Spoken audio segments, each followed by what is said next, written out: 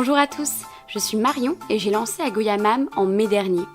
Comme une nouvelle destination bien-être, Agoyamam est une invitation au partage d'énergie positive pour prendre soin de son mental. Aujourd'hui, Agoyamam a grandi et Alexandra a rejoint l'aventure. Nous sommes toutes les deux convaincues que le mental, souvent oublié, souvent négligé, est la clé de nos futures réussites. Parce qu'aller au bout de ses rêves n'est pas juste un concept marketing et utopiste. À travers chaque épisode, nous partons à la rencontre d'invités inspirants. Leur point commun à tous, des aventures passionnantes et une force mentale à l'effet coup de boost. Nous espérons que leurs parcours vous feront du bien, vous inspireront au quotidien et vous donneront peut-être l'envie de vous lancer vous aussi. Retrouvez-nous alors très vite sur la plateforme agoyamam.com ou sur notre compte Instagram agoyamam. Si vous aimez notre projet, n'hésitez pas à en parler autour de vous ainsi que sur les réseaux sociaux parce qu'une viralité bien-être est toujours la bienvenue pour faire grandir les jeunes projets. On compte aussi sur vous pour mettre 5 étoiles au podcast sur l'application Apple Podcast. Quelques minutes de votre temps suffisent et nous permettent ainsi de faire connaître Agoyamam à un maximum de personnes. Bonne écoute! Pour ce nouvel épisode d'Agoyamam, j'ai eu le plaisir d'accueillir un homme de la mer, Romain Pilliard.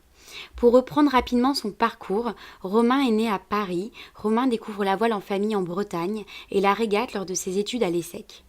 Il participera ensuite en tant qu'équipier au Tour de France à la voile, notamment avec l'équipage de sélection pour la Coupe de l'América.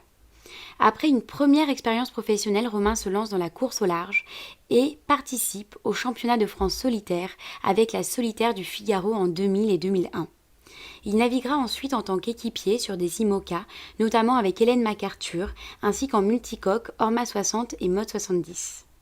Il créait avec sa femme Aurélie l'agence de marketing sportif EOL, spécialisée dans la voile.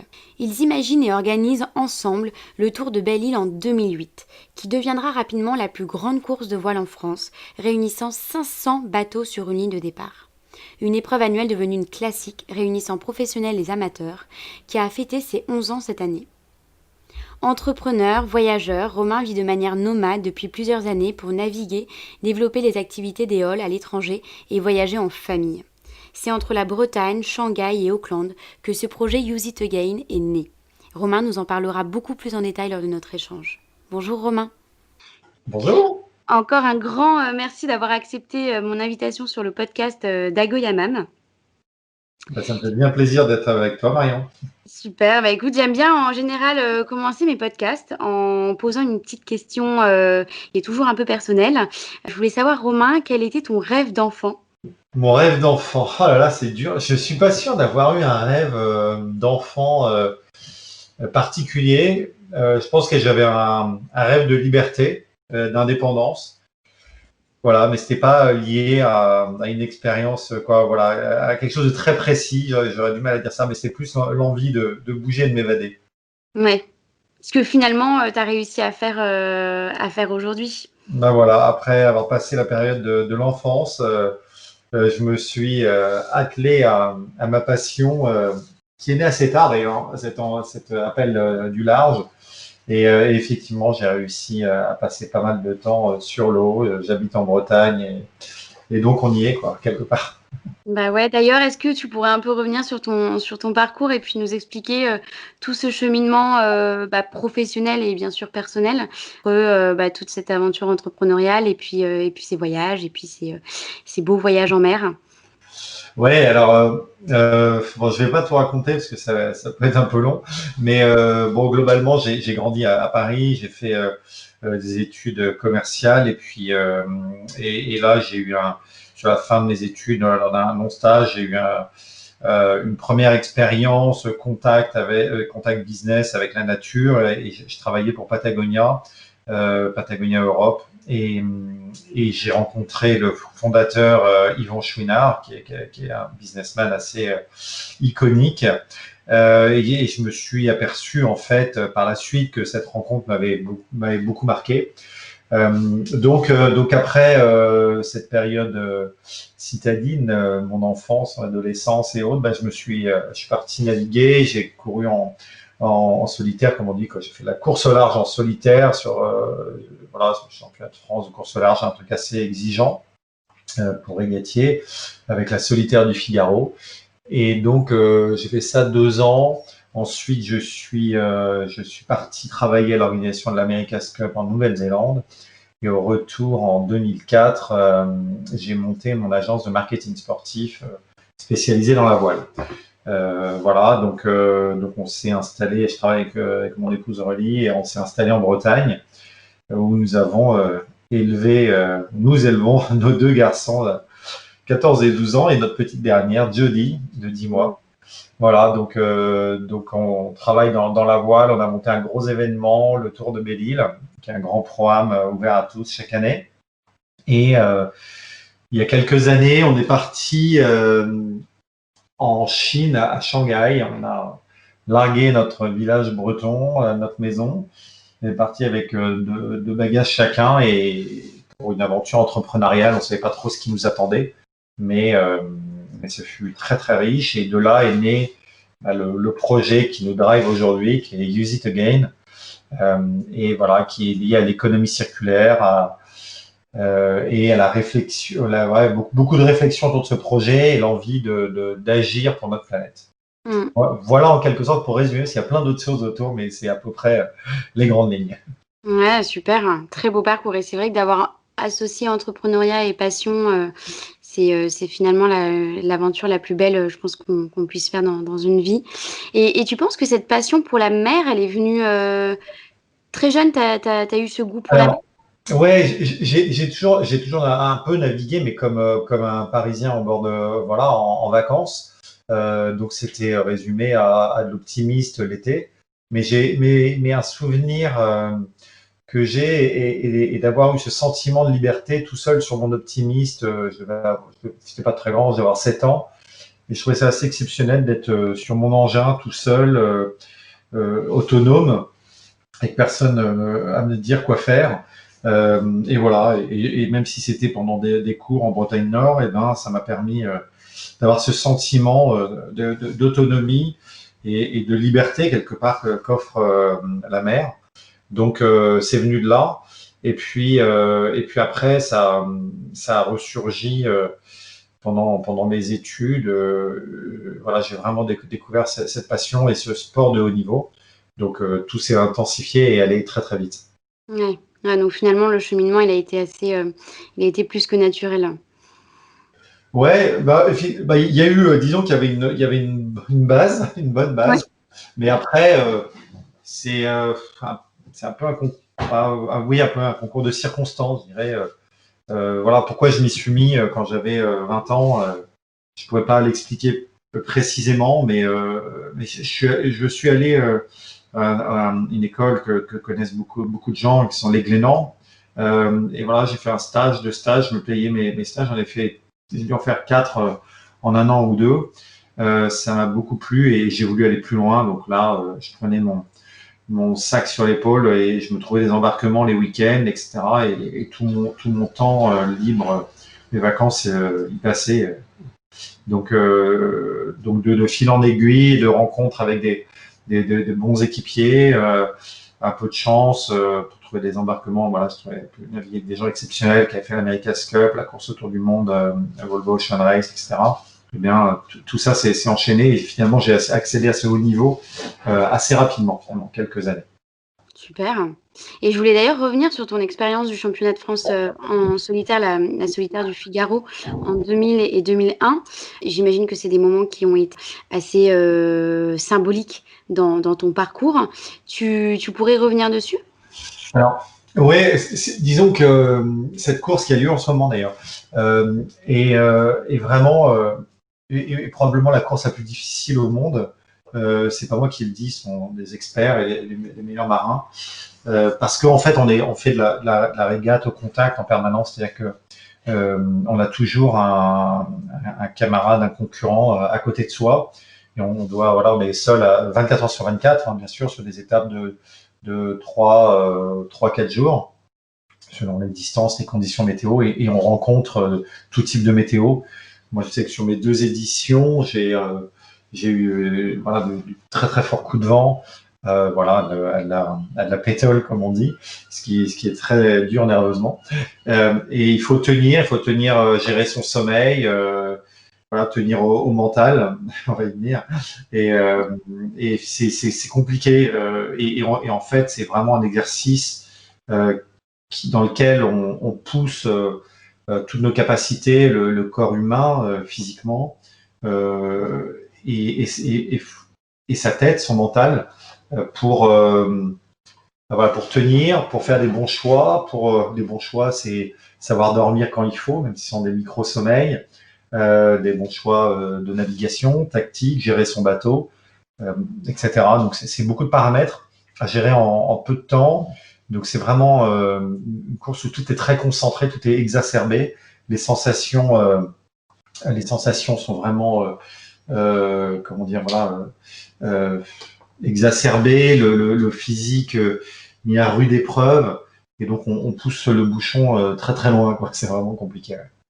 C'est les expériences, tu penses, qui ont été les plus difficiles à vivre au cours de ton parcours, en tout cas les plus intenses émotionnellement et mentalement? Alors, il y a 2 ans, je t'aurais dit oui, mais depuis, il s'est passé la route du Rhum, donc on pourra y revenir. Et donc clairement, ça a été voilà le solitaire, qui est un peu une spécificité française. Malheureusement, il n'y a pas assez d'étrangers qui vont sur ce terrain de jeu. Et vraiment quelque chose d'incroyable, comme je le racontais avant, euh, et d'unique, quoi. C'est-à-dire qu'on retrouvera jamais ce genre de sensation, d'expérience et de travail sur soi sur une course en équipage. Ça, c'est une chose. Donc ça a été vraiment voilà, j'avais 25 ans, ça a été une expérience démente. Euh, Ensuite, il y a eu, à propos d'expérience dont tu parlais, il y a eu la route du Rhum. Donc avec mon projet Use It Again, on a reconditionné ce trimaran de légende qui était l'ancien bateau d'Hélène MacArthur, avec lequel elle avait battu le record autour du monde en solitaire en 2005. Mhm. Donc ce bateau était abandonné, etc. On est rentré dans tout un projet voilà, un projet d'économie circulaire très très engageant. Et ce bateau, c'est un trimaran de 23 mètres, hein, donc il fait partie de la catégorie ultime. Donc les bateaux les plus grands, je fais un petit bateau dans ces gros bateaux, mais voilà, c'est quand même 23 mètres par 16. C'est un trimaran euh, très exigeant physiquement parce qu'il est ancien, parce que les systèmes sont assez anciens par rapport au dernier. Donc physiquement c'est très très dur et sur un trimaran on a le risque de chavirer. Donc il y a voilà c'était il y a 2 ans, novembre 2018. J'ai pris le départ de cette course avec les meilleurs marins et c'était absolument dément parce que en fait on s'est pris successivement 5-6 dépressions la première semaine. Donc ça a été monstrueux. On a eu une mer exceptionnelle, des vents très très forts, et on était obligé de passer à travers ça pour pouvoir rallier, descendre au sud, atteindre les Alizés et rallier la Guadeloupe. Donc ça a été vraiment. Là, j'ai poussé je disais vraiment poussé la force mentale à un niveau complètement hallucinant que je soupçonnais pas. En Mhm. plus, je suis sujet au mal de mer. Mais Donc, non. ouais, comme pas mal de gens, mais moi, c'est assez violent chez moi. Et du coup, voilà, pour te dire, mon premier pas, je l'ai pris au bout de 3 jours et demi, quoi. Tu vois. Donc, voilà, en étant pris dans des conditions de dingue. Donc, il a fallu vraiment tenir au mental. Et puis, en fait, sur ces bateaux-là, on est rapidement en danger puisque, comme je disais, ça peut être la catastrophe. Ces bateaux-là peuvent se retourner, contrairement au monocoque. Et donc, si on gère pas le bateau comme il faut, si on réduit pas la surface de voile comme il faut par rapport au vent qu'on rencontre, si on n'anticipe pas, surtout il faut anticiper sur ces bateaux-là, et ben c'est vite la catastrophe. Et donc là, malade, pas malade, fatigué, pas fatigué, blessé, pas blessé, il faut faire le boulot. Donc là, il y a plus qu'une chose qui te tient, c'est ton cerveau. Et voilà, et tu te dis que bah, si tu le fais pas, tu risques de rencontrer de très gros pépins. J'imagine. Et tu te prépares avant ce genre d'épreuve, j'imagine, aussi bien physique que mentalement. Tu es accompagné par des coachs. Ouais. Effectivement, sur ce genre de bateau, voilà, très dur physiquement, il faut vraiment, on n'a pas le choix, il faut être très, très en forme physiquement. Ça, c'est un travail de fond. Donc moi, j'ai un coach, voilà, avec qui je travaille. Et voilà, donc c'est un mélange de cardio et de résistance. C'est pas pousser de la fonte en salle de muscu, ça sert plus à rien. On s'en rend compte, et c'est une préparation à base de pilates qui est très très poussée. Hein. C'est pas du petit pilates pour mamie. et, euh, et donc voilà, il nous pousse dans des retranchements ça va assez loin. Et, D'accord. euh, et après, bon voilà, faut travailler le cardio, bien sûr, faut tenir, parce que la difficulté en fait, c'est de tenir sur le long terme. C'est le gros problème. Voilà, la grosse problématique de notre activité, la course au large, c'est que l'effort, il dure pas 12 heures, quoi, comme les plus longues épreuves, par exemple, je sais pas, les triathlons ou autres. Il faut tenir des jours, voire des semaines. Et donc, il faut que le corps, on ne le prépare pas pour un effort physique de quelques heures, mais pour tenir dans la durée. Donc, il faut vraiment un travail de fond très, très, très important et qui est vraiment lié en plus à la difficulté, encore une fois, du bateau à mener. Et donc ça, j'étais en forme, j'étais en bonne forme physique, ça allait. C'est la seule chose que je pouvais préparer depuis longtemps avant de trouver mes sponsors, etc., qui sont arrivés assez tardivement. Euh, et après, effectivement, mentalement, je travaille avec une personne sur, voilà, on pourrait dire sur les exercices de sophrologie, apprendre à se déconnecter quelques instants, à respirer, bien sûr. Parce que la respiration, bah, c'est la base de tout. C'est la base voilà, de la résistance et voilà, là, il faut pouvoir déconnecter, il faut pouvoir se relâcher physiquement, et c'est la base de la récupération. Donc c'est très important. Donc je travaille sur voilà, par les exercices de respiration, je travaille comme ça, et ça me permet pendant quelques instants, quand je m'allonge sur ma manette, bon, il y a toujours un petit sens en éveil.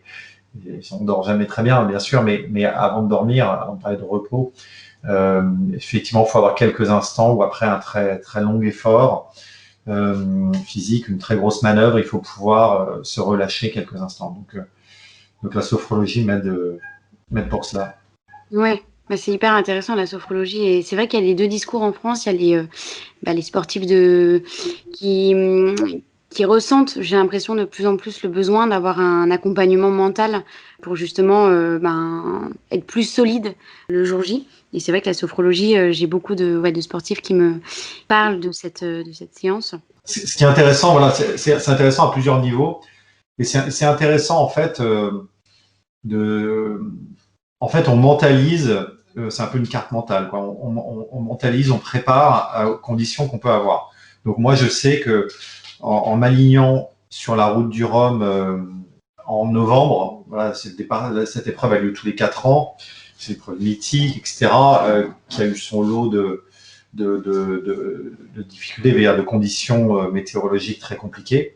Je m'attendais à une épreuve extrêmement difficile. C'est-à-dire que je me disais pas, oh, ça va passer, le début va être dur, et puis on va vite atteindre les alizés.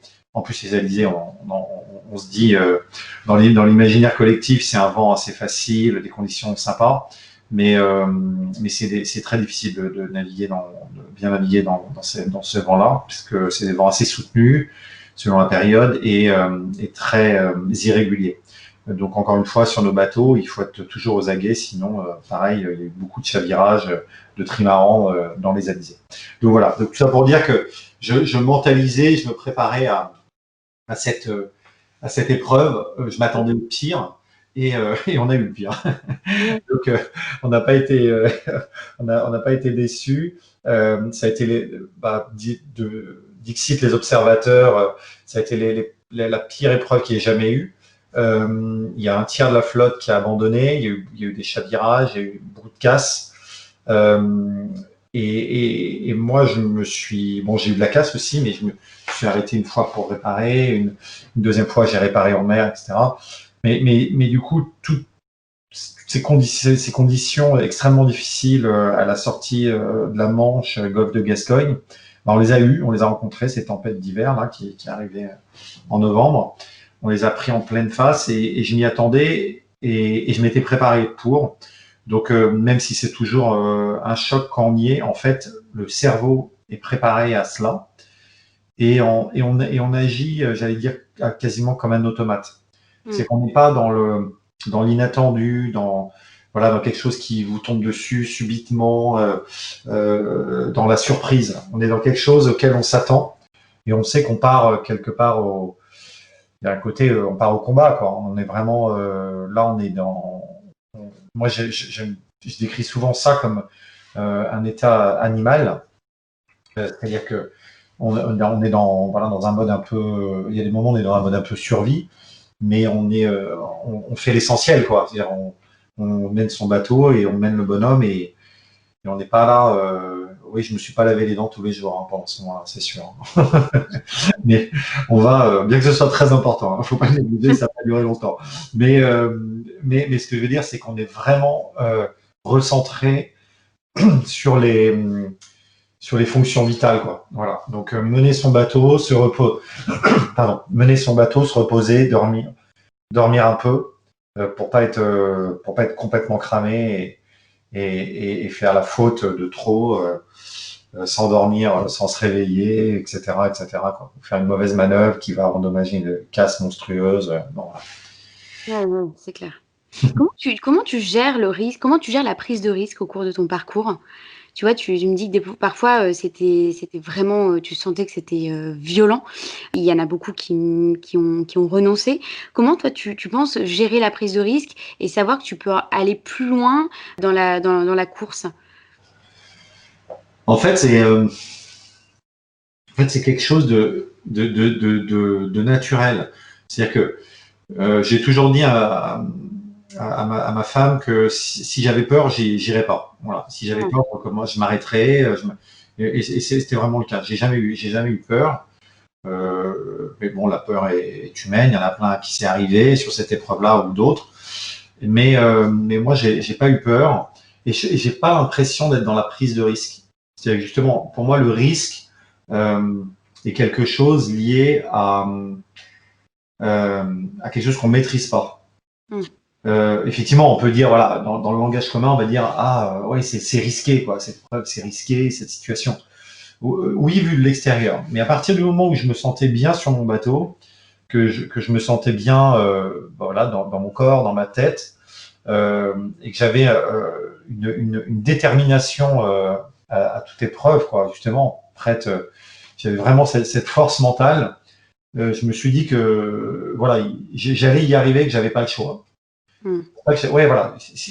Voilà, dans ma tête, j'allais au bout.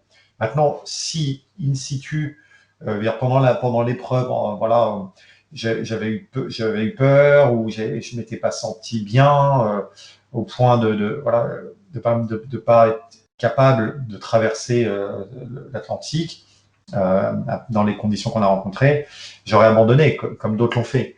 Mais donc je suis vraiment pour moi il n'y avait pas de risque en fait parce que oui c'était des conditions difficiles et il fallait agir en conséquence. Mais il fallait voilà agir en conséquence comme je disais avant, c'est prendre des bonnes trajectoires, c'est pas aller trop vite justement pour préserver son bateau, préserver le matériel, voilà réduire la surface de voile à temps, etc. Et à partir du moment où on gère assez bien ça, eh ben ok, je me prenais des immeubles de 3 étages sur la tête. On a eu des conditions de mer monstrueuses pendant un moment, mais en fait ça passait quoi. Et le bateau, moi j'ai un bateau aussi, si j'avais aussi très confiance en ma machine, en mon bateau, qui est un bateau extrêmement marin, qui a déjà fait 2 tours du monde, plusieurs transatlantiques, etc. Et je me sentais bien, quoi. Voilà. Donc j'avais la bonne machine pour traverser, ça c'est clair. Donc pour moi, on n'était pas dans la prise de risque. Ouais, ok. Et je voulais revenir sur le point du sommeil. Tu en parlais là tout à l'heure rapidement. J'imagine que le sommeil, c'est hyper important de réussir à dormir, à se reposer. Mais en même temps, il y a toujours cet aspect de garder un œil sur les éléments extérieurs. Comment t'arrivais finalement à gérer ton sommeil pendant la course? Alors, ça c'est effectivement le sujet très, très compliqué parce que il n'y a pas vraiment d'entraînement pour ça. C'est-à-dire que on n'arrive jamais à se remettre dans des conditions, à se préparer dans des conditions de course. Et la course au large, quand on est vraiment un état particulier.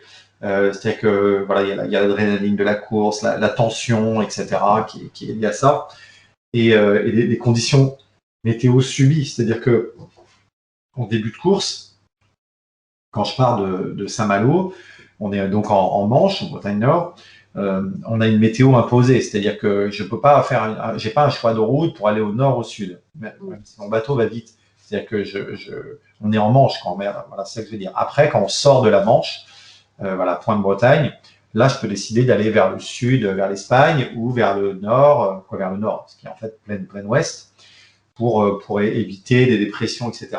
Mais au début, c'est vraiment imposé. Et donc, par rapport à ces conditions extérieures, il faut voilà, naviguer, faire avancer le bateau, s'amariner, voilà, et le sommeil est important. Donc en fait, quand les conditions sont très difficiles, on va piquer ce qu'on appelle des micro-sommeils. Et là, il y a plusieurs. Bon, je pense qu'il n'y a pas de règle, hein, mais tout le monde est un peu différent face au sommeil. Mais moi, j'arrive à créer à mettre dans les conditions d'endormissement. En fait, même la phase d'endormissement fait un petit peu récupérer, fait un peu se poser. Voilà. Donc là, on parle de 3 minutes, quoi, quelque chose comme ça. C'est vraiment très, très, très, très, très, euh, très court, bien sûr, mais ça permet déjà de se relâcher. On n'est pas en phase de récupération physique et psychique intense comme un cycle de sommeil complet le permet, mais ça permet déjà de se relâcher.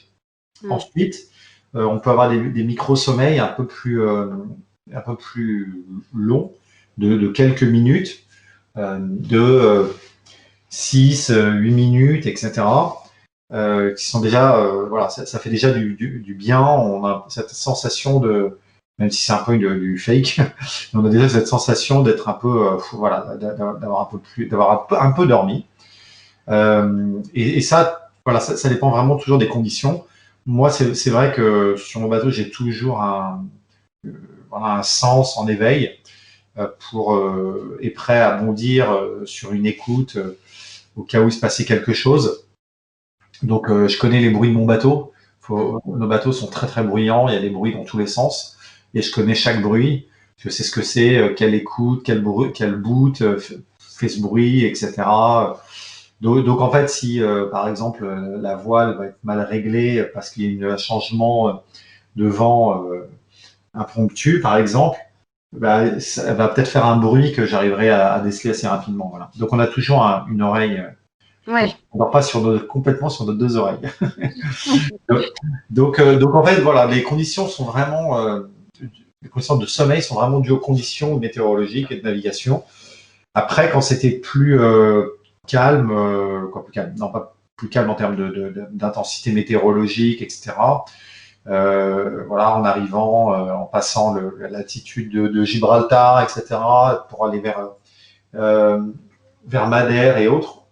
Là, on a eu des moments beaucoup plus cool, et je m'autorisais des phases de 40 minutes que je pouvais voilà, recommencer. Donc j'ai une alarme à bord du bateau très puissante. Voilà, c'est un minuteur, quoi, donc je règle sur le temps que je veux. D'accord. Après, j'ai d'autres alarmes aussi sur mon logiciel de navigation, qui sont des alarmes pour rencontrer, si je rencontre un obstacle, un autre bateau. J'ai une alarme liée au radar aussi, que je n'utilise pas beaucoup. J'ai des alarmes de vent, si le vent change de direction, de force, d'intensité, etc. Donc, voilà, il y a quelques autres outils qui peuvent m'aider au cas où. Ouais, ouais, j'imagine. Donc la technologie a quand même sa place sur le bateau, quoi. Ouais. Alors moi, je suis pas sur un bateau trop techno parce que c'est pas mon but, parce que dans mon projet d'économie circulaire, l'objectif c'est vraiment de consommer, de faire un projet raisonnable, de consommer le moins possible, et qu'à l'époque, donc justement, il n'y avait pas trop de technologie embarquée.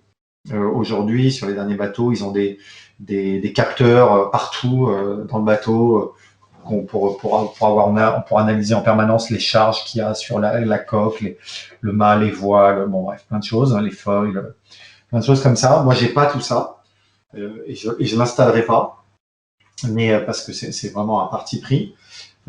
Et effectivement, eux donc sont très très techno. Nous, on est quand même, oui, il y a de l'électronique bien sûr. J'ai un PC avec voilà, un logiciel de navigation, un radar, etc.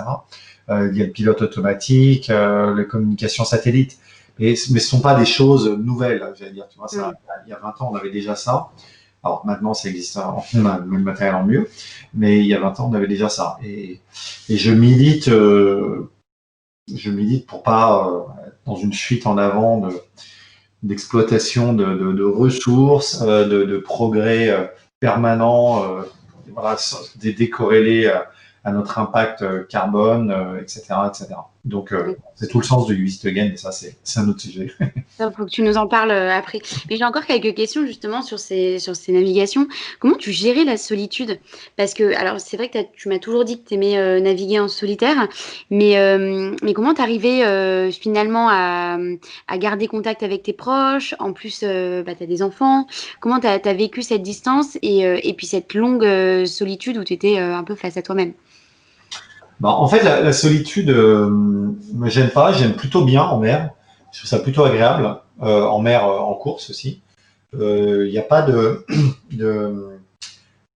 comment dire, de temps mort.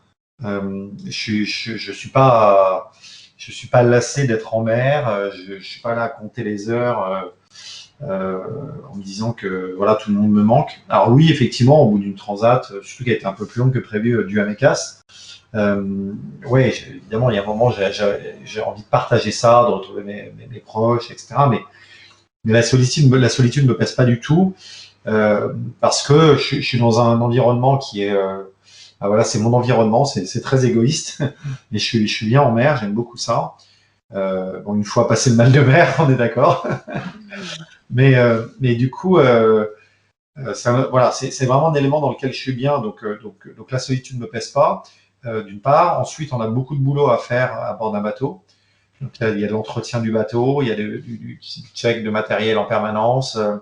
Il y a, voilà, faut régler le bateau, le faire avancer le plus vite possible. Il y a la météo, la navigation à faire. Il y a donc voilà, comme on en parlait, faut trouver des places de récupération, de s'alimenter, etc.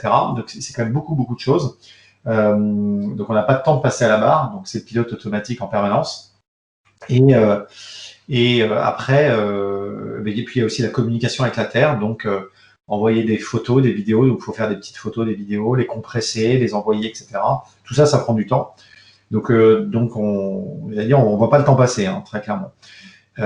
Après, on a pour communiquer, je parlais donc on est en communication satellite, bien évidemment, qui coûte très cher et qui est pas, on n'a pas les débits qu'on a à terre via nos box et autres 4G.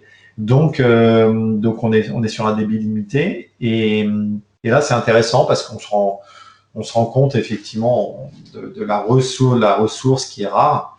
À terre, tout nous est possible. Là, voilà, on télécharge des vidéos, on regarde des films en ligne, etc. On s'appelle quand on veut. Mais on se rend plus compte en fait de ce que ça génère derrière, des infrastructures, de la consommation d'énergie. Donc un retour en mer est toujours très très bon pour cela ça nous fait réaliser qu'on n'a pas besoin de beaucoup de choses dans la vie pour bien vivre. Mm. Et du coup, je communique beaucoup avec, voilà, avec mes proches. Alors, je suis pas du genre à envoyer des messages à tous mes amis. Euh, et après, j'ai une messagerie spécifique qui est Telegram, pourquoi intelligent? Parce que c'est peu énergivore, voilà, et ça me permet d'avoir des fils de discussion que je garde et je m'envoie. Donc nous, on a dans notre catégorie de bateau, on a le droit d'être en communication avec un routeur météo. Donc voilà, donc on échange sur les conditions de mer, conditions météo, il m'oriente aussi, voilà, donc je communique beaucoup avec lui. Et je le préviens aussi par sécurité quand je vais faire une manœuvre un peu compliquée, un peu longue à l'avant du bateau. Je peux aussi lui envoyer un message, je vais à l'avant, je vais faire telle manœuvre. Et si 2 heures après, il n'a pas de nouvelles, bon, il peut prendre de nouvelles, Romain, tu es là, tout va bien, etc. C'est aussi un élément de sécurité. Voilà, c'est un petit truc comme ça qui est assez intéressant. Et de temps en temps, j'ai appelé mes proches en téléphone satellite, mais les communications sont rarement très bonnes. Et puis, encore une fois, ça coûte cher, quoi. Donc, Bien sûr. un peu, mais c'est vrai que j'ai eu quelques coups de fil. Je sais pas, j'ai dû en avoir deux, trois sur ma transat. Et c'est quelque chose. Voilà, c'est des moments. Là, on a l'impression d'être sur Mars, quoi. on dit quelque chose tellement de surréaliste au milieu de l'océan que voir personne, etc. Qu'appeler à terre, il y a un décalage complètement hallucinant. Mais c'est ça qui rend la navigation belle, la navigation C'est clair. poétique. Ouais, c'est clair. Et il paraît que les sens sont altérés en mer, notamment l'odorat. Est-ce que c'est vrai? Est-ce que tu l'as ressenti? Justement, est-ce que j'ai senti? Oui, Alors, ouais.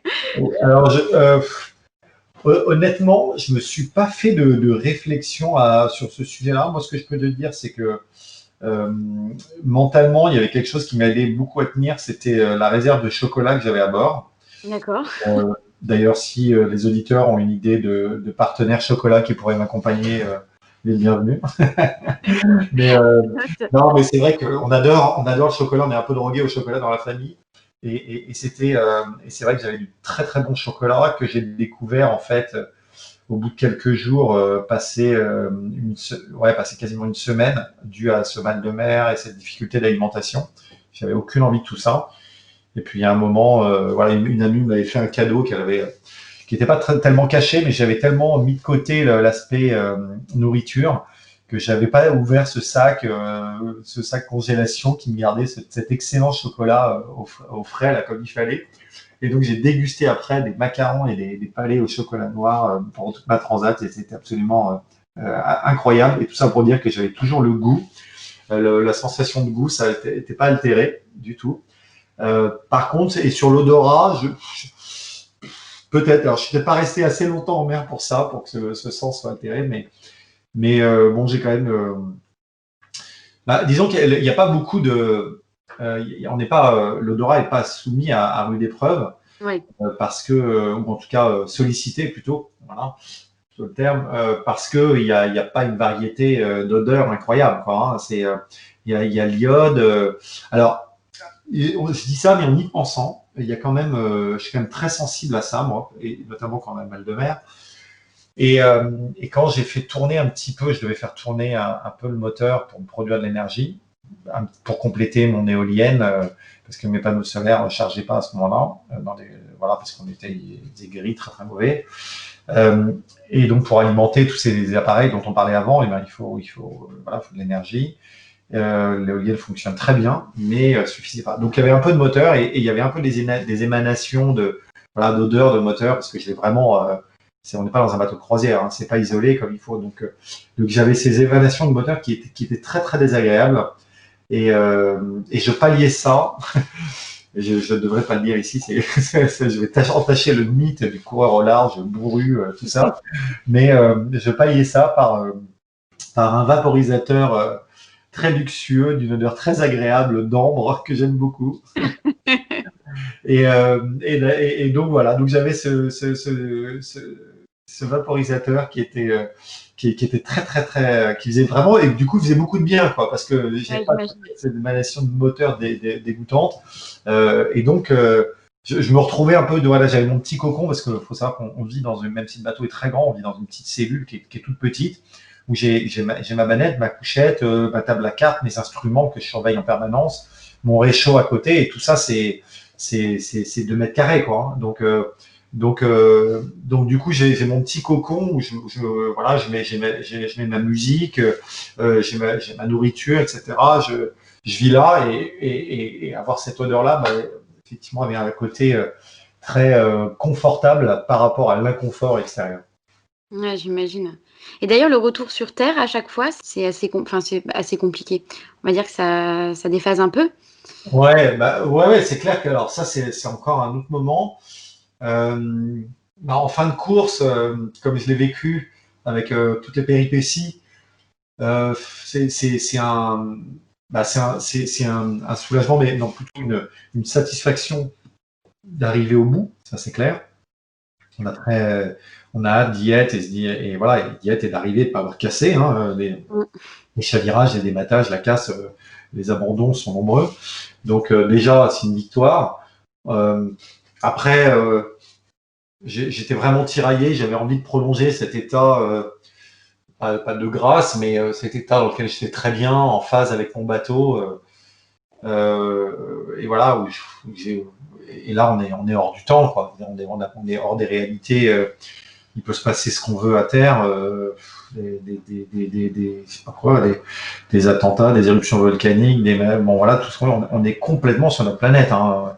Donc c'est clair que on est hors de toute vie terrienne et j'avais assez envie de prolonger cet état, mais en même temps, j'ai été tellement heureux de retrouver ma famille que c'était quelque chose une joie immense. Quoi. C'est clair, voilà, pour poser, partager en fait ce moment-là. Quoi. En fait, c'était partager cette épreuve avec eux, même si je la partageais un peu au quotidien par tous nos messages, se retrouver euh, et avoir accompli tout ça. Surtout que on est dans un projet, ma famille est très impliquée. Je travaille avec ma femme, me disait, les enfants sont toujours là avec nous, ils adorent la voile, la navigue ensemble, etc. Et donc, ils étaient complètement mêlés dans cette aventure. Et donc, partager tout ça, cette arrivée de nuit, et c'était absolument magique. Quoi. Donc après, on a quelques heures, voilà, passé l'euphorie du passage de ligne, tout ça, le pied à terre et autres. On a quelques heures où on se demande un peu ce qu'on fait là quand même. Et qu'on repartirait. Et assez vite, on a envie de repartir. Mais, euh, mais, mais c'est sûr qu'il y a eu quand même quelques semaines où j'étais sur mon petit nuage. Ça, c'est clair. Ça a duré un bon moment.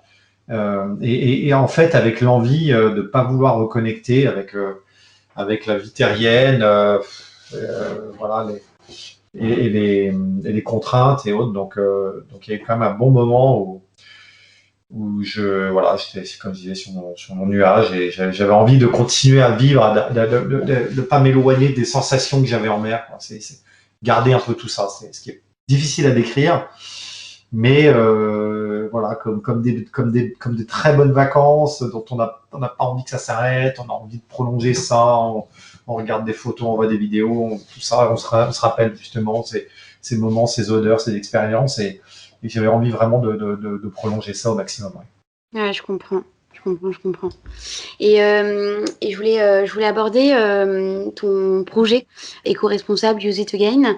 Est-ce que tu pourrais nous en parler un peu plus, les engagements et puis les réalités que malheureusement que tu as pu observer en parcourant les océans? Oui, alors bon, si on a une heure de plus, je pourrais au Ouais, bah, mieux. c'est un peu Non, mais dernière partie oui, du podcast malheureusement, mais je pense que c'est hyper important. On peut pas parler voilà, de mer sans parler bah, d'engagement. Et tu as un magnifique projet, donc je voulais vraiment qu'on puisse le partager avec les auditeurs. ouais, non, mais effectivement, ça me fait très plaisir et j'aurais été d'ailleurs très déçu de pas aborder ce sujet-là. Mais, euh, mais clairement, donc on a imaginé, je reviens sur le début de l'interview, on a imaginé ce projet. En fait, il est né quand on était à Shanghai où on s'est pris cette pollution en pleine tête et la vivre était autre chose que voilà, alors, autant on s'y attendait, mais la vivre au quotidien, c'était quelque chose d'assez incroyable, malgré le fait qu'on a très très bien vécu là-bas. On avait envie en fait d'agir concrètement et de monter voilà, d'avoir notre projet pour être en phase avec nos idées. Donc ça faisait longtemps que sur notre événement autour de Belle-Île, on donnait la parole et de la visibilité à des ONG, à SOS Fondation. Et puis là, en fait, on a voulu en faire plus. Donc, on a récupéré, bon, en passant les détails, l'ancien bateau de la fameuse navigatrice Ellen MacArthur était abandonné depuis plus de 6 ans sur un quai. Ce bateau était à l'état voilà, dans un très mauvais état, quasiment départ, puisqu'il n'était pas du tout prêt à naviguer, il y avait beaucoup de choses à faire. Donc on a pris le pari en fait de remettre à niveau ce bateau pour le refaire naviguer en disant qu'il méritait d'avoir une seconde vie. Et on l'a fait en essayant de réemployer un maximum de matériaux existants. Donc notre objectif, c'était de donner du sens à ce projet, donc entrer dans cette économie circulaire par le réemploi et en étant dans la réduction de la consommation, comme on dit, dans la règle des 3 R, de l'économie circulaire, dans la réduction de la consommation, donc monter un projet modéré. Donc ça voulait dire effectivement d'acheter le strict nécessaire et si possible de faire produire le minimum nécessaire également. Donc trouver la ressource là où elle peut être, se dire que voilà, quand on a besoin de boot voilà, pour une écoute, on les ficelles à bord d'un bateau, et ben se dire que la solution de facilité, c'est effectivement d'appeler le prestataire, le fournisseur, tiens, j'ai besoin de ça, etc. Qu'est-ce que je peux me trouver? Et l'autre solution consiste aussi à se dire qu'il y a sûrement des bouts quelque part dans le monde, le plus proche possible, on espère, mais qui sont disponibles, qui pourraient convenir. Donc des bouts déjà produits qui ne servent pas et qui sont dans un état tout à fait satisfaisant, voire quasi neuf, de temps en temps. Puis il y a beaucoup de ressources, on sait, qui sont produits de surproduction, donc d'éléments produits dans le monde et qui ne sont jamais utilisés. Donc on essaie d'aller dans le maximum dans cette direction-là. Donc voilà, la remise en route a duré 2 ans. On a remis à l'eau à l'été 2010, le bateau à l'été 2018. Et on a toujours, et donc le projet a mûri, bien sûr. On a créé le fonds de dotation Use It Again. Et aujourd'hui, on invite des partenaires qui sont mécènes à soutenir notre action. Et notre action, elle consiste effectivement à avancer techniquement pour trouver des solutions de réemploi, de recyclage de pièces qu'on n'utilise plus ou quand le recyclage n'est pas possible, trouver une 3e, 4e vie à des produits avant qu'ils en deviennent des déchets véritablement. Et donc notre projet consiste à sensibiliser. Donc il y a un gros travail d'éducation et de sensibilisation qui est encore essentiel dans le monde. Nous, on est peut-être dans une société assez éduquée, mais il faut savoir que les grandes ONG sont là pour le rappeler qu'il faut absolument continuer à éduquer les gens, à éduquer les populations et pousser les entreprises à se transformer. Donc, c'est vraiment notre objectif, sensibiliser, éduquer et influencer à la transition énergétique. Donc pousser vers cette économie circulaire qui est donc vertueuse avec l'objectif de la limitation des ressources. Aujourd'hui, on sait que les ressources sur la Terre sont finies, les ressources de matières premières. Tout objet que nous consommons au quotidien est fait de matières premières à la base. Et donc, ces ressources étant finies, il faut avoir une vision d'avenir, une vision pour nos enfants, petits-enfants, et se dire que voilà, que va être cette planète quand on ne pourra plus construire d'ordinateur parce qu'il n'y aura plus tel matériau qui est issu de terres rares, etc. Ou pour en sortir 100 grammes, il faut en déterrer, puiser 10 kilos. Tu vois, on est dans ces ordres-là, voire pire pour certains éléments, par exemple de notre téléphone portable, nos affreux smartphones. Et donc, faut vraiment être dans cette optique-là.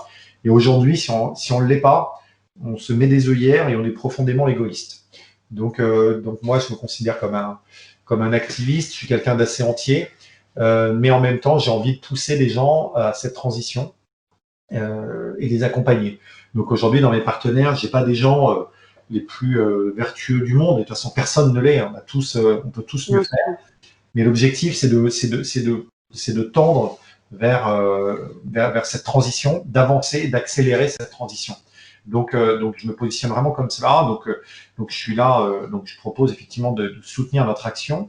Et souvent, j'accompagne les entreprises. En fait, finalement, ça se fait par des prises de parole. Il y a un côté aussi conseil pour réfléchir. En fait, c'est l'apport de réflexion. Qu'est-ce qu'on pourrait faire de mieux?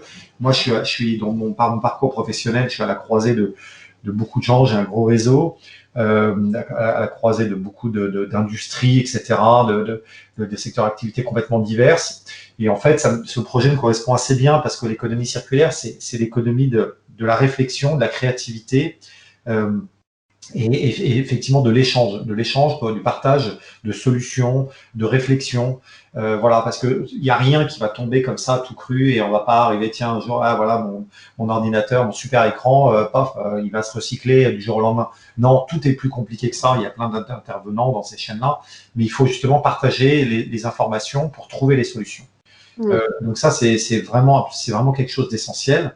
Les technologies vont nous aider pour ça, mais pas que. Et il faut quand même avoir en tête qu'il faut entrer dans une certaine sobriété. Et c'est marrant parce que ça, le mot devient à la mode. Voilà, j'ai entendu de la part du gouvernement récemment, etc. Donc ça me fait bien rire. Non, mais dire c'est bien et mieux vaut tard que jamais. Mais le sujet, il est complètement là. Et tant qu'on n'abordera pas, on n'aura pas le courage d'aborder ça dans nos entreprises, on n'agira pas pour la planète. Donc ça, faut être très très honnête avec ça. Donc nous, on se positionne vraiment voilà, dans cette dynamique positive pour emmener les gens vers un monde meilleur, les transformer. Donc c'est derrière ces grandes phrases, c'est voilà, les aider à se transformer, les pousser, comment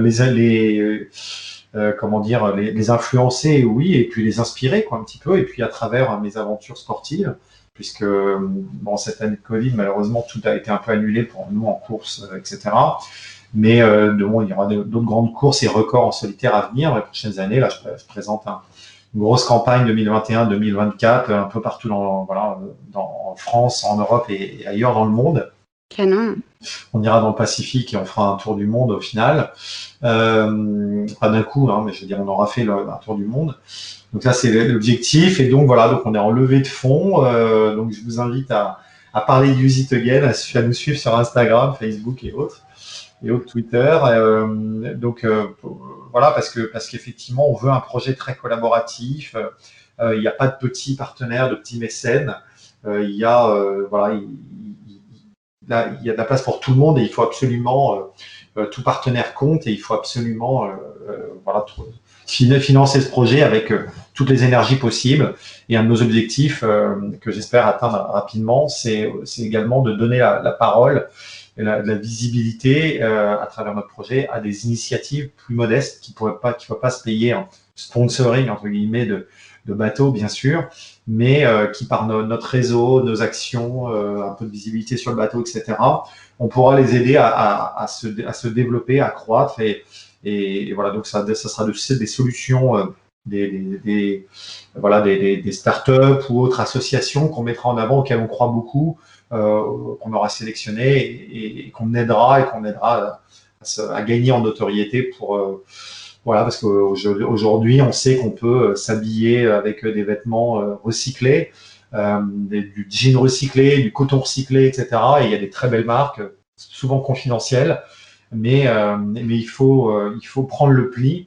Et aujourd'hui, le côté souvent, je dis l'écologie doit devenir sexy, et je pense que c'est vraiment important aussi que ça le soit, que ce soit pas quelque chose.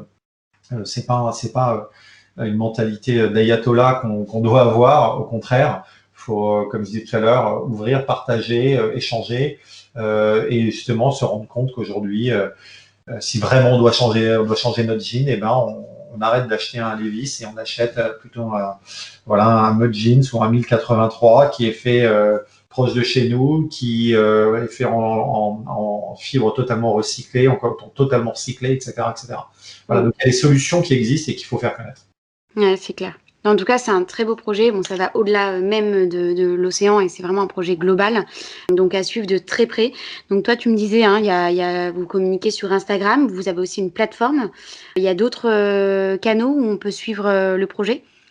Ouais, alors bien sûr. Donc, sur Instagram, c'est Romain Piliard, Use It Again. Facebook, pareil. Twitter, la page LinkedIn également, Use It Again. Est-ce que j'en oublie? Non, c'est déjà pas mal, je crois. Et le site web, bien sûr, où on a quand même nos sites, nos vieux sites web. Mais, là où il y a le plus de... toutes les infos sont là et effectivement, on envoie une newsletter régulière sur les projets à venir, etc. Donc, et effectivement, donc le projet, ça va varier. Ça va passer entre mes interventions en entreprise à Paris ou ailleurs, effectivement des belles photos, vidéos de navigation. On a d'ailleurs une très belle vidéo qui est sortie sur Brut il y a quelques semaines, sur Brut Nature. Si vous faites Brut Nature Romain Pilliard, vous trouverez facilement la vidéo. Et elle résume, et j'en parle parce qu'elle résume très très bien le projet. Donc, super, je la donc partage. ça permet de découvrir un petit peu plus ce qu'on fait. Canon, canon, canon. Très beau projet, donc à suivre de très, très, très, très près. Romain, on arrive à la fin de notre podcast. Je termine toujours mes podcasts avec une question, un message. Quel serait le message que tu aimerais faire passer à la communauté Agoyamam, notamment sur le mental? Tu as l'air d'avoir un mental d'acier et tu as l'air de prendre très soin de ton mental avec justement la sophrologie dont tu parlais précédemment. Quel serait ce dernier message que tu aimerais faire passer à cette communauté? Alors, d'abord, j'ai pas un mental d'acier au quotidien. Faut pas se dire que nous, on est des surhommes, des athlètes de dingue, surentraînés, etc. Je pense qu'il y a des gens, moi en tout cas, je me considère pas comme ça. Je pense qu'il y a des gens qui sont bien plus forts que nous. Je pense que les gens en montagne, etc. Bon, mais on sait se mettre dans des situations où effectivement on va pousser le mental. Et je pense que on est à peu près tous capables, avec une volonté énorme, de travailler ce mental. Donc une volonté, une envie en fait. La volonté, c'est l'envie d'atteindre un objectif, de réaliser un projet, etc. On est tous capables de déplacer des montagnes. Et rétrospectivement, je me suis quand même aperçu, avec le niveau que j'ai, parce que je suis pas professionnel, un pur professionnel de la voile, hein, comme je disais, j'ai une activité à côté. Et donc j'ai remis le ciré pour cette route du Rhum. Ça fait longtemps que j'ai pas navigué à ce niveau-là. Et en tout cas, j'avais jamais navigué en solitaire sur ces trimarans-là. Et donc on est capable de dépasser nos limites. Et on le voit quand on est dans des situations de survie. Ça, on le sait en général. Les études ont été faites là-dessus. Mais sans parler de survie, on sait qu'on peut se dépasser. Donc c'est vraiment accessible. Faut pas baisser les bras. Et je pense souvent quand les gens baissent les bras, ça veut dire que l'envie est pas assez forte.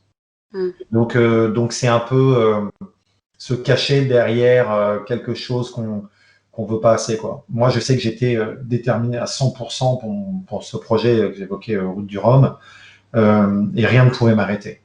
Et j'en ai eu des embûches en quelques mois. J'ai vécu 5 ans de vie en quelques mois, à partir du moment où j'ai mis le bateau à l'eau et jusqu'à la fin de la course, à la ligne d'arrivée. On a eu plein d'embûches techniques, mais il y a toujours une solution. Il faut se creuser la tête, il faut échanger, il faut parler, il faut rester positif. Et je pense que le mental tiendra si l'envie est absolument est décuplée et qu'on ne doute pas. Super, merci beaucoup pour ce beau message, Romain, hyper inspirant. Et en tout cas, je te souhaite une très bonne continuation parce que tu as plein de beaux projets à venir et on va suivre de très près la campagne du coup que tu as annoncée en 2021. Eh bien, merci beaucoup Marion, et puis à bientôt j'espère, et bon courage à tous dans vos projets, et souvenez-vous que votre cerveau tiendra si vous en avez envie. Super, merci beaucoup Romain, à très bientôt. Au revoir Marion, merci. J'espère que ce nouvel épisode d'Agoyamam vous a plu. Merci beaucoup à vous de nous écouter, d'être à chaque fois de plus en plus nombreux. Si vous aimez notre projet, n'hésitez pas à en parler autour de vous et à nous partager votre ressenti. Retrouvez-nous sur la plateforme agoyamam.com ou sur notre compte Instagram agoyamam pour ne rater aucune bonne énergie.